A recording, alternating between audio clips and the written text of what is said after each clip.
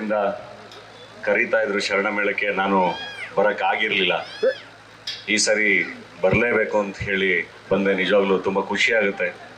ಕೂಡಲ ಸಂಗಮ ಇಂಥ ಒಂದು ಪವಿತ್ರವಾದ ಜಾಗದಲ್ಲಿ ಈ ಥರ ಎಲ್ಲ ಸೇರಿಕೊಂಡು ಈ ಥರದೊಂದು ಧಾರ್ಮಿಕ ಕಾರ್ಯಕ್ರಮ, ಅದಕ್ಕೆ ನಮ್ಮನ್ನು ಕರೆದು ಇಲ್ಲಿ ಇನ್ವಾಲ್ವ್ ಮಾಡ್ಕೊಂಡಿದ್ದು ನಿಜವಾಗ್ಲೂ ತುಂಬ ಖುಷಿ. ಯೂಶ್ವಲಿ ನಾವು ಯಾವುದೇ ಫಂಕ್ಷನ್ಗೆ ಹೋದರೂ ನಮ್ಮ ಯಂಗ್ಸ್ಟರ್ಸ್ ಇರ್ತಾರೆ, ಸಿನಿಮಾದೇನೋ ಸಂಭಾಷಣೆ ಕೇಳ್ತಾರೆ, ಹೇಳಿ ಹೊರಟೋಗ್ತೀವಿ. ಇಲ್ಲೆಲ್ಲ ದೊಡ್ಡವರಿದ್ದೀರಾ, ನನಗೆ ಏನು ಮಾತಾಡ್ಬೇಕು ಗೊತ್ತಿಲ್ಲ. ವೇದಿಕೆ ಮೇಲೆ ಎಲ್ಲ ಗುರುಗಳಿದ್ದಾರೆ, ಹಿರಿಯರಿದ್ದಾರೆ, ನಮ್ಮ ಗುರುಗಳಾದ ಹಂಸಲೇಖ ಅವರಿದ್ದಾರೆ. ಸೊ ಅವ್ರ ಹತ್ರ ಐ ಥಿಂಕ್ ಅವರುಗಳು ತುಂಬ ಮಾತಾಡೋದ್ರಲ್ಲಿ ಅರ್ಥ ಇದೆ, ನಾವು ಕೇಳೋದ್ರಲ್ಲಿ ಅರ್ಥ ಇದೆ.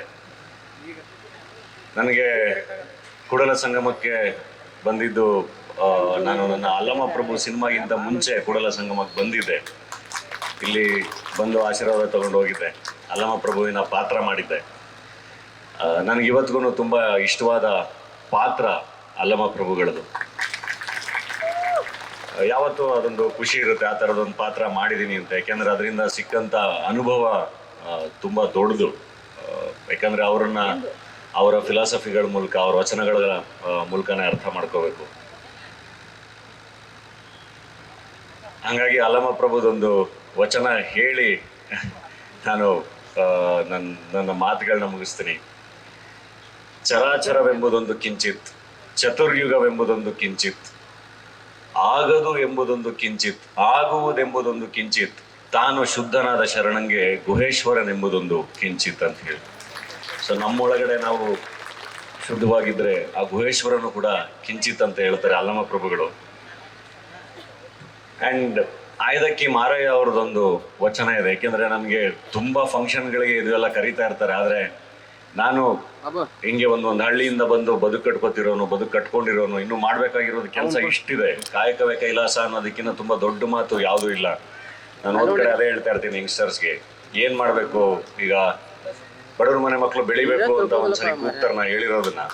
ಆದರೆ ಅದನ್ನ ಹಂಗಾಗಬೇಕು, ಅವ್ರು ಬೆಳಿಬೇಕು ಅಂದರೆ ಏನು ಮಾಡಬೇಕು ಅಂತ ಕೆಲಸ ಮಾಡಬೇಕಲ್ಲ, ತುಂಬ ಚೆನ್ನಾಗಿ ಕೆಲಸ ಮಾಡಬೇಕು, ನಿರಂತರವಾಗಿ ಕೆಲಸ ಮಾಡಬೇಕು. ಅದಕ್ಕೆ ಆಯ್ದಕ್ಕಿ ಮಾರಯ್ಯ ಅವ್ರದ್ದು ಒಂದು ಅದ್ಭುತವಾದ ವಚನ ಇದೆ. ಕಾಯಕದಲ್ಲಿ ನಿರತನಾದರೆ ಗುರುದರ್ಶನವಾದಡು ಮರೆಯಬೇಕು, ಲಿಂಗ ಪೂಜೆಯಾದಡು ಮರೆಯಬೇಕು, ಜಂಗಮ ಮುಂದಿದ್ದರೂ ಹಂಗು ಅರಿಯಬೇಕು, ಕಾಯಕವೇ ಕೈಲಾಸವಾದ ಕಾರಣ ಅಮರೇಶ್ವರ ಲಿಂಗವಾಯಿತದಡು ಕಾಯಕದೊಳಗು. ಸೊ ಹಾಗಾಗಿ ಕೆಲಸದಲ್ಲಿ ತುಂಬ ತೊಡಗಿಸ್ಕೊಂಡಿರೋದ್ರಿಂದ, ಕಾಯಕದಲ್ಲಿ ಲಿಂಗವನ್ನು ನೋಡ್ತಿರೋದ್ರಿಂದ ಬೇರೆ ಎಲ್ಲ ಚಟುವಟಿಕೆಗಳಿಗೆ ಸ್ವಲ್ಪ ಟೈಮು ಕಮ್ಮಿ ಇರುತ್ತೆ. ಹಾಗಾಗಿ ತುಂಬ ಸರಿ ಕರೆದಿದ್ರಿ, ಬರೋಕ್ಕಾಗಿರಲಿಲ್ಲ, ಕ್ಷಮೆ ಇರಲಿ. ತುಂಬ ಖುಷಿ ಆಯಿತು. ಬಸವಣ್ಣವ್ರದ್ದು ಭಕ್ತಿ ಇಲ್ಲದ ಬಡವ ನಾನಯ್ಯ, ಕಕ್ಕಯ್ಯನ ಮನೆಯಲ್ಲೂ ಬೇಡಿದೆ, ಚೆನ್ನಯ್ಯನ ಮನೆಯಲ್ಲೂ ಬೇಡಿದೆ, ದಾಸಯ್ಯನ ಮನೆಯಲ್ಲೂ ಬೇಡಿದೆ, ಎಲ್ಲ ಪುರಾತರು ನೆರೆದು ಭಕ್ತಿ ಭಿಕ್ಷವನಿಕ್ಕಿದಡೆ ಎನ್ನ ಪಾತ್ರೆ ತುಂಬಿತ್ತು ಕೂಡಲ ಸಂಗಮ ದೇವ ಅಂತ. ಸೊ ಇವತ್ತು ಇಲ್ಲಿ ಎಲ್ಲ ಗುರುಗಳನ್ನ, ಎಲ್ಲ ಹಿರಿಯರನ್ನ ಮೀಟ್ ಮಾಡಿ, ನಿಮ್ಮನ್ನೆಲ್ಲ ಮೀಟ್ ಮಾಡಿ ನನ್ನ ಭಕ್ತಿ ಪಾತ್ರೆ ತುಂಬಿದೆ ಅಂತ ಹೇಳಕ್ಕೆ ಇಷ್ಟಪಡ್ತೀನಿ. ಧನ್ಯವಾದಗಳು. ನನಗೊಂದು ಖುಷಿ ಅಂದರೆ ಇಲ್ಲಿ ಸ್ಟೇಜ್ ಮೇಲೆ ನಮ್ಮ ಹಂಸಲೇಖ ಸರ್ ಇದ್ದಾರೆ. ನಮ್ಮ ವಚನಗಳಲ್ಲಿ ಎಷ್ಟು ಅದ್ಭುತವಾದ ಸಾರಗಳಿದೆಯೋ ಅಷ್ಟೇ ಅದ್ಭುತವಾದ ಸಾರಗಳು ಅವರ ಹಾಡುಗಳಲ್ಲೂ ಇದೆ.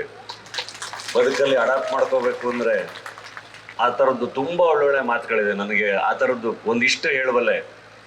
ಅದರಲ್ಲಿ ನನಗೆ ತುಂಬ ಫೇವರೆಟ್ಟು, ನಗುವ ಮನಸ್ಸೇ ಸಾಕು ನಮಗೆ, ಹಗಲುಗನಸೆ ಬೇಡ, ಮನೆಯ ತುಂಬ ಪ್ರೀತಿ ಸಾಕು, ಬೆಳ್ಳಿ ಚಿನ್ನ ಬೇಡ, ನೊಂದ ಇಲ್ಲ ಜೀವ ನನ್ನದೆಂಬ ಭಾವ, ಬಾಳಿನಲ್ಲಿ ಮೂಡೋ ವಿನಯ ಕರುಣಿಸೋ. Thank you sir, thank you. ಮತ್ತೆ ಬರ್ತೀನಿ. ನನಗೂ ಇಷ್ಟ ಕೂಡಲ ಸಂಗಮ ದೇವ. ಕೂಡಲ ಸಂಗಮಕ್ಕೆ ಬಂದು ಕೈ ಮುಕ್ಕೊಂಡು ಹೋಗ್ತೀವಿ.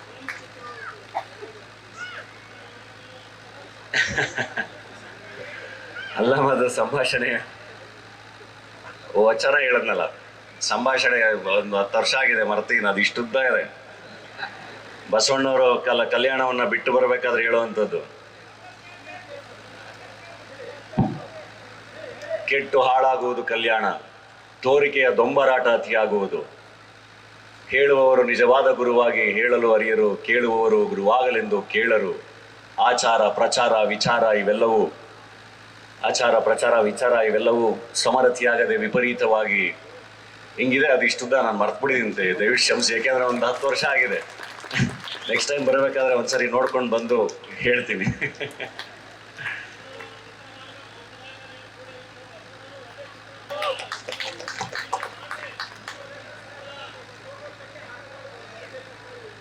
ಆಗ್ಲಿ ಅಣ್ಣ, ಆಗ್ಲಿ. Thank you.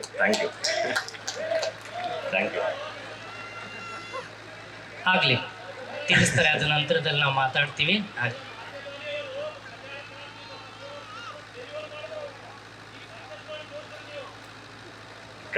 ಖಂಡಿತ ಎಲ್ಲದಕ್ಕೂ ಸಮಯ ಬರುತ್ತೆ. ಖಂಡಿತ ಆ ಥರದ ಅವಕಾಶ ಸಿಕ್ಕಾಗ ಖಂಡಿತ ಮಾಡ್ತೀವಿ. Thank you. ನ್ಯೂಸ್ ಫಸ್ಟ್, ನಿರ್ಭೀತಿಯಿಂದ ನಿಮ್ಮ ಪರವಾಗಿ.